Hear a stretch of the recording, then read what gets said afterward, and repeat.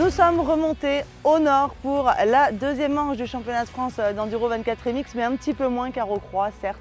Nous sommes en Haute-Marne, toujours dans le Grand Est, à Chaumont. Et c'est l'épreuve de Francis Fels qui nous accueille. Francis Fels qu'on va retrouver sur un terrain de sport un petit peu particulier pour nous présenter son épreuve.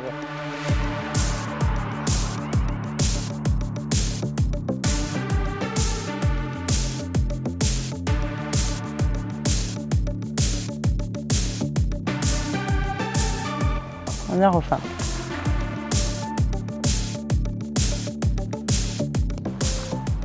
Francis, qu'est-ce qu'on fait sur un terrain de pétanque? Je viens de gagner la partie, tout le monde l'a vu.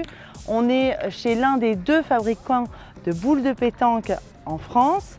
Alors on aura tout vu dans le championnat de France d'enduro, mais je ne m'attendais pas du tout à finir dans une entreprise de boules de pétanque. Oui, c'est un peu un hasard, hein. Moi je suis venu visiter l'usine là 6 mois et puis dans ma tête ça fait un tour et j'ai dit tiens, je verrais bien les trophées pour le championnat de France d'enduro, des trophées de pétanque.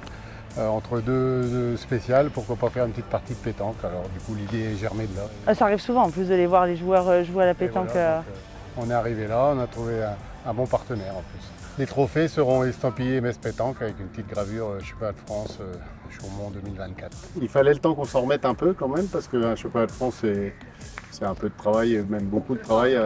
Et puis il fallait qu'on ait envie de le refaire, que tous les bénévoles aient envie de se relancer dans l'aventure. Donc voilà, on est parti. Depuis 6 mois, on pense enduro, on vit enduro, on dort enduro. Et depuis 15 jours, c'est H24, donc il fallait quand même souffler un peu. On va pas dire grosse équipe parce qu'on est quand même un petit club. Hein, on a 70 adhérents, même pas 70 qui travaillent. On va dire qu'on est une vingtaine de travailleurs depuis 6 mois, là, tous les samedis à préparer le terrain. Ce week-end, on sera à peu près 120 bénévoles, que ce soit chez nous ou ailleurs. L'enduro est difficile à organiser, les autorisations. On a la chance d'avoir un site merveilleux à Chaumont.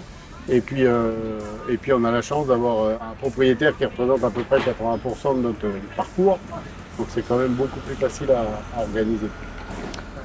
Le parcours il sera un peu identique à 2021, mais tout à l'envers. Donc la boucle 1 devient la boucle 2, le parcours se fait à l'envers, les spéciales se font à l'envers. Alors on a modifié un peu les spéciales, mais ça reste dans le même type. Donc le parcours fait à peu près 70 km. La boucle 1, on va dire que c'est un peu la boucle d'échauffement, il n'y a pas de coin hard. La spéciale 1 intervient au bout de 10 minutes du départ. Donc il faudra que les pilotes soient bien prêts et bien chauds avant de démarrer. Alors la SP1 c'est une prairie avec un petit passage en sous-bois très technique. La SP2 donc à l'arrivée de la boucle 1 c'est une ligne. La ligne qui dure à peu près 8-9 minutes. Vraiment tout en sous-bois 100%, c'est une vraie ligne. Donc un CH chéré qui va durer entre 10 et 12 minutes. Et puis après, ils enchaînent toute la boucle 2, qui est plus technique que la boucle 1, avec des passages pas mal cailloux, des montées, tout ça. Et puis pour terminer, la SP3, qui est une prairie avec un petit passage bois pour le spectacle. Ça fait toujours plaisir de voir des tops mondiaux, si on peut dire, venir à Chaumont, faire la course. On les regarde un peu s'entraîner tout à l'heure au training, tout ça, c'est beau à voir. Les gamins ils sortent de l'école pas loin, ils vont voir tout de suite l'entraînement. Donc oui, c'est un bel événement. Et puis avec des pilotes de renommée mondiale, on est ravis. Chez nous comme partout, il pleut depuis 6 mois et le terrain est humide. Alors là on a un peu de soleil, on en annonce un peu ce week-end, j'espère que ça ira bien.